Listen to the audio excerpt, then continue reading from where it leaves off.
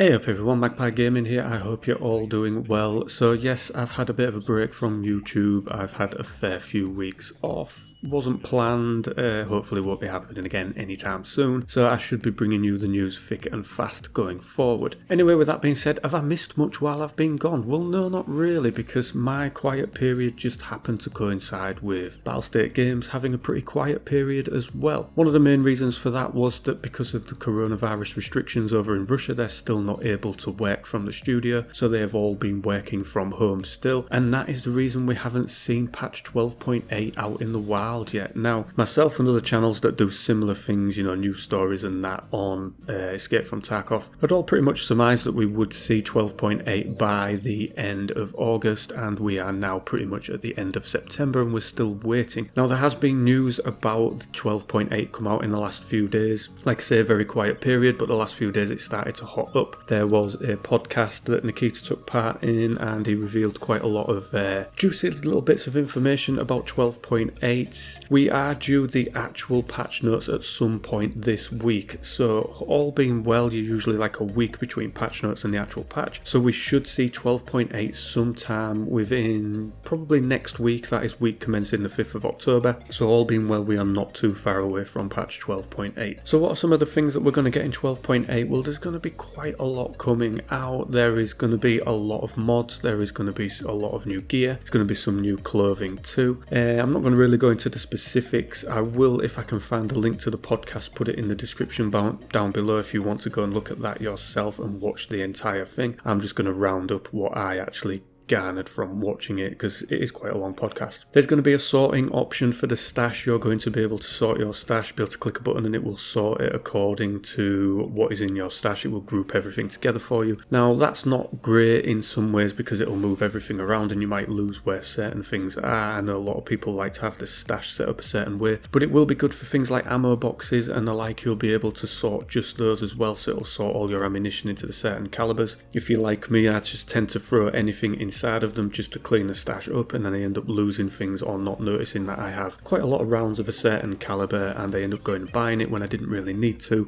If I was able to sort the ammo boxes, I'd be able to see it better, and we're going to get that option very soon. There is going to be an option for a hotkey to quick drop your backpack. This might seem like an odd one to some people, but believe me, it does make sense. Obviously, once you start to hit that overweight limit within the game, your mobility, your ADS is all slowed down within the game, so if you're able to quickly drop your backpack, that gives you full mobility or better mobility than you did have, and it could be what basically gets you through a firefight. Having that little bit of extra mobility might actually help you in the long run. It's something that I started doing a while ago, especially if I was in dorms on the customs map. There's a couple of rooms where you can drop backpacks, or you can drop them in the little corridors and that, and they're then safe. So, and you get your mobility, and then once you've finished, if you win the fight, you can go get your backpack. So that will be coming in 12.8. The compass will be coming in 12.8 as well. Now, when I saw the wire mesh picture for it a couple of weeks back, I was thinking, you know what, I probably won't use this compass because you're going to have to pull it out. You've got the animation to look at, you're going to have to actually look at it to get your bearings. But Battlestate have announced that when you pull the compass out, the actual bearing will be shown in the bottom right hand corner of your screen. So as you turn around, that number will change and you'll just be able to quickly read out that number to your teammates. They'll be able to get their compasses out and know exactly where you're looking. I think it's still a little bit of a laboured mechanic, but it could help. So yeah, that is going to be coming in 12.8. We're going to have a couple of new weapons. There is a new pistol. It's a .45 ACP pistol. This is the Cole M45A1. And we're going to have a new rifle, which is the Kel-Tec RFB rifle, which is chambered with 7.62. I believe it's only a single shot rifle, though it is not automatic. Then we've got a couple of mods for the Vepr Hunter. We are finally going to get a suppressor for the Vepr Hunter. This is something that this gun has needed for so long. It's such a great functional little gun. It's got great stopping power in it, it's not too expensive, and it's definitely a gun that I like to use a lot of in the early to mid wipe until you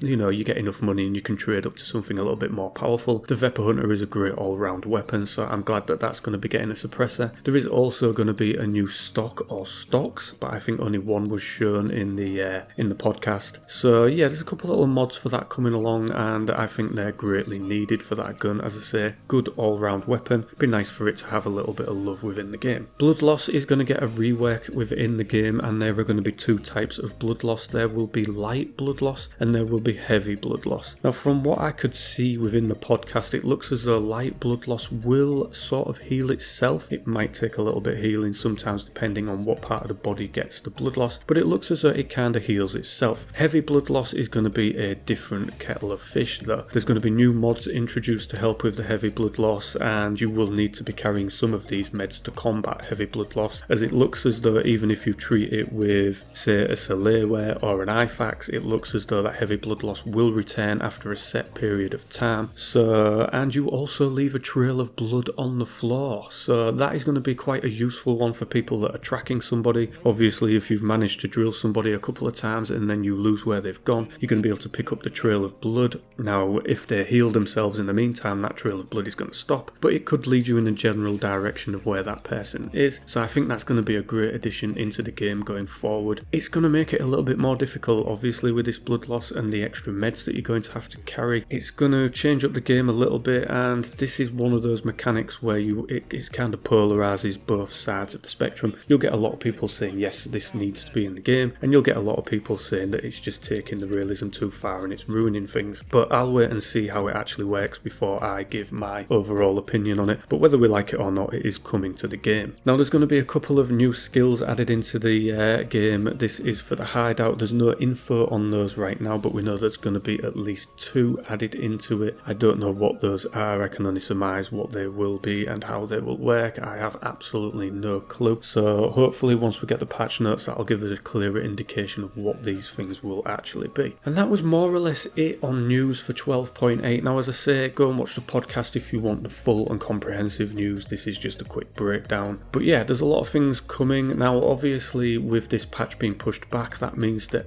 each other patch is going to be pushed back as well. Now, in previous videos I said that I reckoned 0.13 would land in the holiday period. It would be a great time to wipe the game. It would be a great time to bring out the new Streets of Tarkov map. And such as the last holiday period where they had the drops event, you had a lot of prominent streamers come in, you had a massive influx of new players, and Escape From Tarkov basically rode a wave of popularity for quite a few months from that. Now, I thought that they might do the same thing again, but it's looking as though that won't be the case. It looks as though with the pushed back timetable on the patches that we're going to be looking at a 12.9 being closer to Christmas. Now, that's going to be taking us to around the 7-month mark, and it's usually 6 to 7 months between wipes, so it could be that 12.9 brings with it a wipe. Now, the only thing that's going to really annoy me about is the fact that, as I say, you're getting 6 to 7 months between wipes. That means that the next wipe will be when Streets of Tarkov comes out, so that means that they would push that map back to the middle of next year. Now, I was hoping to get that map much sooner than that, but as I say, this is me just surmising. I could be completely wrong. It could be that Streets of Tarkov wouldn't be far behind 12.9, and it could be that we get sort of a period of where they wipe the game and then they go to wipe it again when they bring out 0.13. I just don't know. I mean, as I say, I'm surmising. I have no facts on this right now, but yeah, it looks as though 0.13 that includes Streets of Tarkov is going to be pushed back into next year at some point. Now, between 12.8 and 12.9, the Woods map will be getting an overhaul. It's going to have new spawns, it's going to have new extracts, it's going to have new places of interest on the map,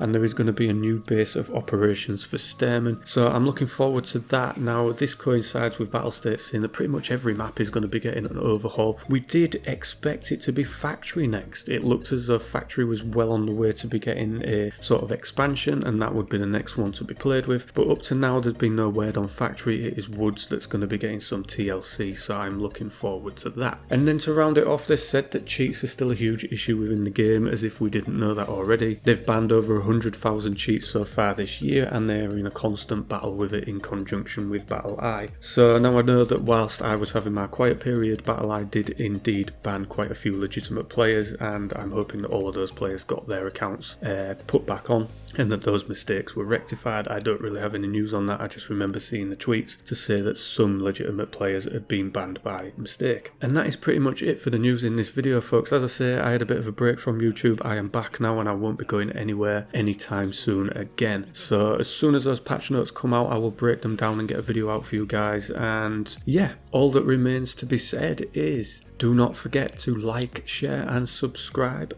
stay safe, and I will catch you in the next one. Take care.